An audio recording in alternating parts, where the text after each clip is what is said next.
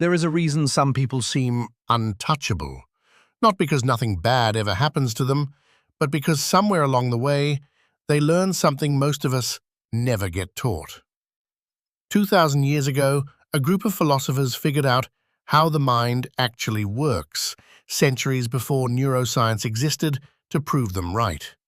Today, we're going to walk through 8 of their sharpest lessons, and for each one, the modern science that confirms exactly why it works.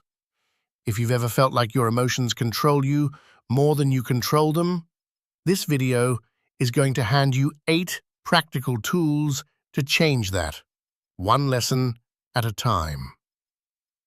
Lesson 1. The dichotomy of control. Epictetus, a man born into slavery who became one of the most respected philosophers in Rome, built his entire teaching on one distinction. Some things are up to us, and some things are not. Our judgments, our choices, our reactions, those are ours. Everything else, other people's opinions, the weather, the outcome of an exam we've already taken, is not. Modern psychology calls this locus of control. Studies consistently show that people with a strong internal locus of control, meaning they focus on what they can influence rather than what they can't, report significantly lower anxiety and higher life satisfaction. The mechanism is simple. Anxiety thrives on uncertainty about things we can't touch. The moment you stop gripping the doorknob of something that was never yours to open, the tension in your chest actually starts to release. Lesson 2. The power of acceptance. Marcus Aurelius, Emperor of Rome, spent his nights writing private notes to himself, never intended for anyone else to read. In them, he returns again and again to one idea. Resisting what has already happened only multiplies your suffering. Accepting it, without pretending to like it, is what allows you to move.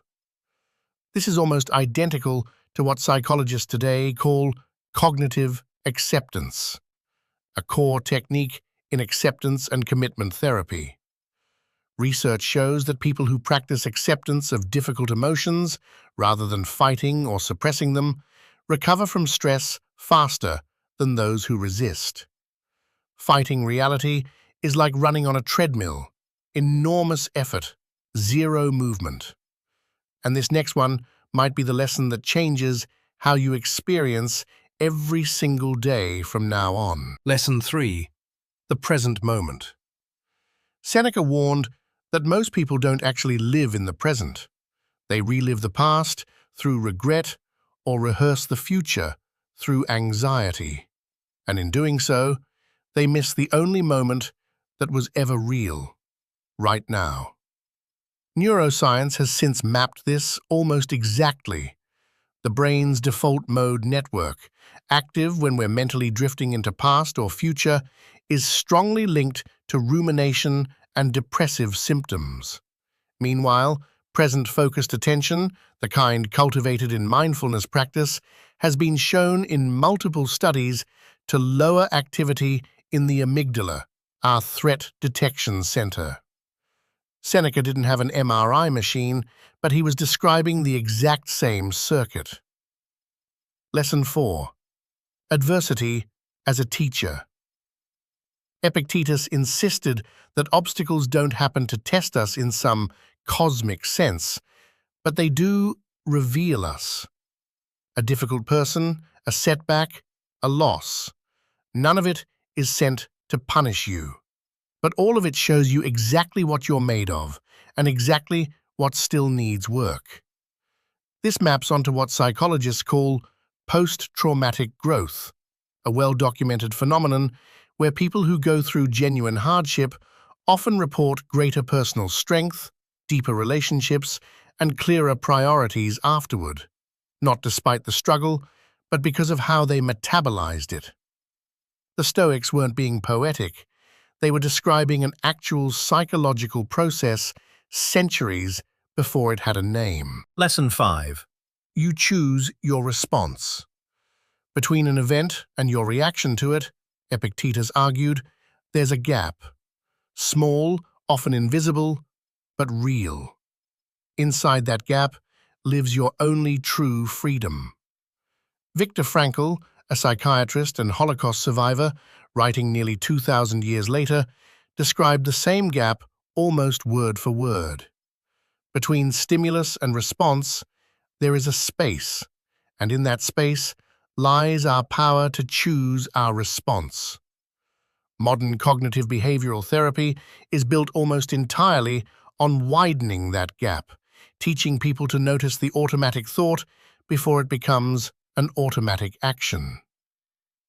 We're halfway through, and if these first 5 have already made you see yourself a little differently, stay with me, because the next 3 go even deeper. Lesson 6. The discipline of desire. Seneca warned that unchecked desire is a thirst that grows the more you feed it. Wanting more money, more status, more approval doesn't satisfy the craving, it expands it. This is precisely what behavioral economists call hedonic adaptation. We adjust so quickly to whatever we acquire that the next acquisition feels necessary just to feel normal again. Studies on lottery winners famously found that within about a year, most returned to roughly their prior baseline of happiness. The Stoics called it excessive desire. We now call it the hedonic treadmill. Same trap, same escape. Wanting less on purpose. Lesson 7. Virtue over outcome.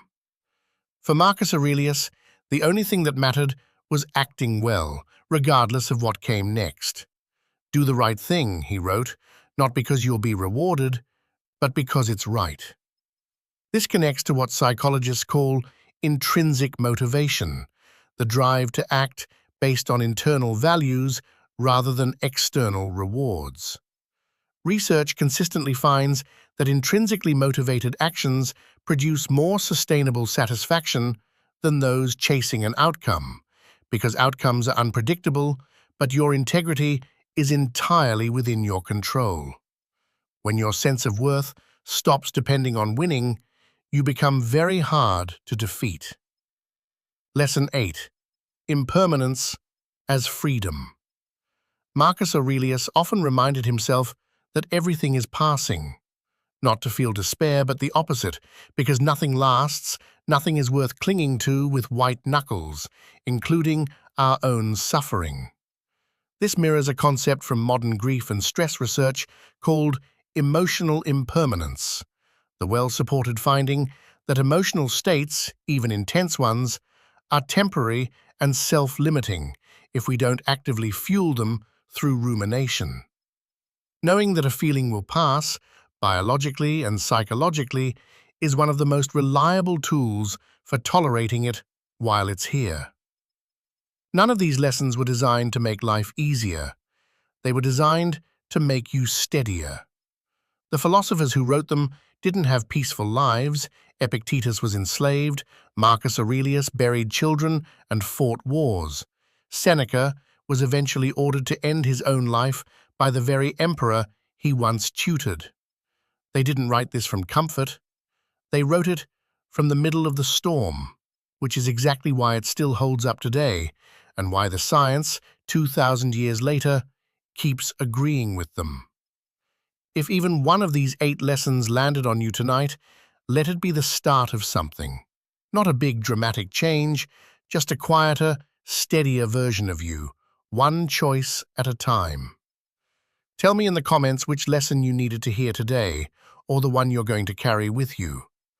Let this be the beginning of a calmer mind.